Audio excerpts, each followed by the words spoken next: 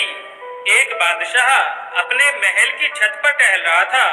टहलते टहलते उसकी नजर महल के नजदीक घर की छत पर पड़ी, जिस पर एक बहुत खूबसूरत औरत कपड़े सुखा रही थी। बादशाह ने अपनी एक बांदी को बुलाकर पूछा कि किसकी बीवी है यह? बांदी ने कहा, बादशाह सलामत, यह आपके गुलाम फिरोज की बीवी है। बादशाह नीचे उतरा, क्योंकि बादशाह पर उस औरत के हुस्नो जमाल का नशा छा गया था। उसने फिरोज को बुलाया। फिरोज हाजिर हुआ तो बादशाह ने उससे कहा, फिरोज, हमारा एक काम है। हमारा यह खत यमन के बादशाह को दे आओ और इसका जवाब भी उनसे ले आना। फिरोज उस खत को लेकर घर वापस आ गया। खत को अपने तकिए के नीचे रख दिया और सफर का सामान तैयार किया। रात घर में गुजारी और सुबह मंजिले मकसूद पर रवाना हो गया, इस बात से अनजान कि बादशाह ने उसके साथ क्या चाल चली है। इधर जैसे ही फिरोज नजर से ओझल हुआ, बादशाह चुपके से फिरोज के घर पहुंचा और आहिस्ता से फिरोज के घर का दरवाजा खटखटाया। फिरोज की बीवी ने कहा, कौन है? बादशाह ने कहा, मैं बादशाह हूँ, तुम्हारे शौहर का मालिक। तो उसके बाद उसने दरवाजा खोला। बादशाह अंदर आकर बैठ गया। फिरोज की बीवी ने हैरान होकर कहा, आज बादशाह सलामत यहाँ हमारे गरीब खाने में? बादशाह ने कहा, मैं यहाँ मेहमान बनकर आया हूँ। फिरोज की बीवी ने बादशाह का मतलब समझकर कहा, मैं अल्लाह की पनाह चाहती हूँ आपके इस तरह आने से, जिसमें मुझे कोई खैर नजर नहीं आ रही। बादशाह ने गुस्से में कहा, ए लड़की, क्या कह रही हो तुम? शायद तुमने मुझे पहचाना नहीं। मैं बादशाह हूँ, तुम्हारे शौहर का मालिक। फिरोज की बीवी ने कहा, बादशाह सलामत, मैं जानती हूँ कि आप ही बादशाह हैं, लेकिन बुजुर्ग कह गए हैं, शेर को अगरचे जितनी ही भूख लगी हो, वह मुर्दार तो नहीं खाना शुरू कर देता। और कहा, बादशाह सलामत, तुम उस कटोरे में पानी पीने आए हो जिसमें तुम्हारे कुत्ते ने पानी पिया है। बादशाह उस औरत की बातों से बड़ा शर्मसार हुआ और उसको छोड़कर वापस चला गया, लेकिन अपने चप्पल वहीं भूल गया। यह सब तो बादशाह की तरफ से हुआ। अब फिरोज को रास्ते में याद आया कि जो खत बादशाह ने उसे दिया था वह तो घर पर ही छोड़ आया है। उसने घोड़े को तेजी से वापस मोड़ा और अपने घर की तरफ लपका।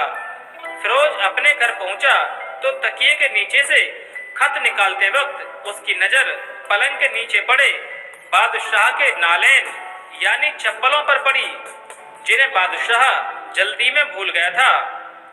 फिरोज का सर चकरा कर रह गया और वह समझ गया कि बादशाह ने उसे सफर पर सिर्फ इसलिए भेजा ताकि वह अपना मतलब पूरा कर ले। फिरोज किसी को कुछ बताए बगैर चुपचाप घर से निकला। खत लेकर वह चल पड़ा और काम खत्म करने के बाद बादशाह के पास वापस आया तो बादशाह ने उसे इनाम के तौर पर 100 दीनार दिए। फिरोज दीनार लेकर बाजार गया और औरतों के इस्तेमाल के कीमती कपड़े और कुछ तोहफे भी खरीद लिए। घर पहुंचकर बीवी को सलाम किया और कहा, चलो तुम्हारे मायके चलते हैं। बीवी ने पूछा, यह क्या है?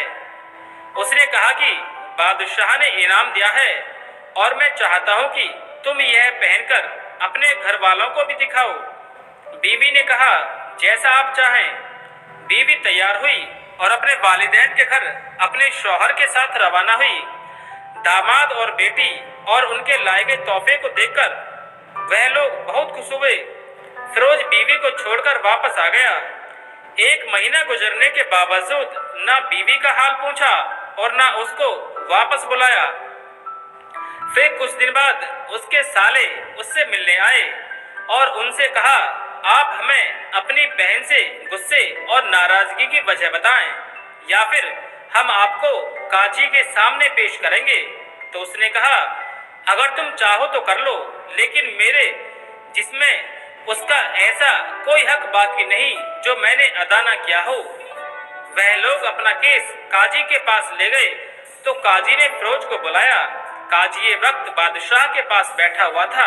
लड़की के भाइयों ने कहा, अल्लाह बादशाह सलामत और काजी साहब को सही सलामत रखे।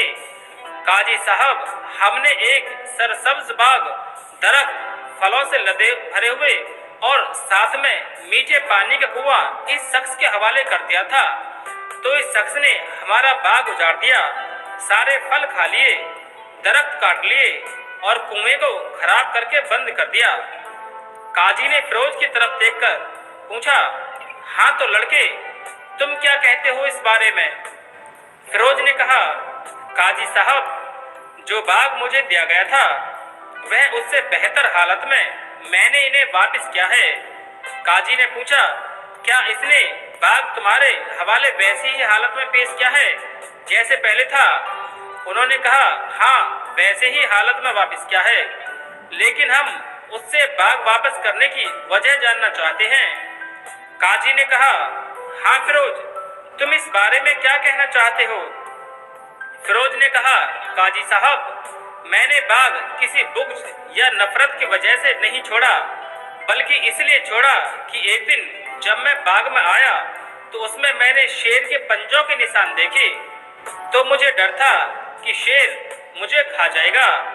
इसलिए शेर के डर की वजह से मैंने बाग में जाना बंद कर दिया है। बादशाह, जो टेक लगाए हुए यह सब कुछ सुन रहा था, उठकर बैठ गया और कहा, फिरोज, अपने बाग की तरफ अमन और खुशी होकर जाओ। अल्लाह की कसम, इसमें कोई शक नहीं कि शेर तुम्हारे बाग में आया था, लेकिन वह वहां पर ना तो कोई असर छोड़ सका और ना कोई पत्ता तोड़ सका और ना ही कोई फल खा सका। वह वहां पर थोड़ी देर रहा और मायूस होकर लौट गया, और खुदा की कसम, मैंने कभी तुम्हारे जैसे बाग के गिर्द लगी मजबूत दीवारें नहीं देखी। फिरोज अपने घर लौट आया और अपनी बीवी को भी वापस ले लिया। ना तो काजी को पता चला और ना ही किसी और को कि मामला क्या है। क्या खूब बेहतर है अपने अहलो अयाल के राज को छुपाना कि लोगों को पता भी ना चले कि माजरा क्या है। दोस्तों, अपने घरों के भेद किसी पर जाहिर ना होने दें। दोस्तों, उम्मीद करते हैं ये कहानी आपको खूब पसंद आई होगी। अगर ये कहानी आपको पसंद आई है तो इसे लाइक करें, अपने दोस्तों में शेयर करें।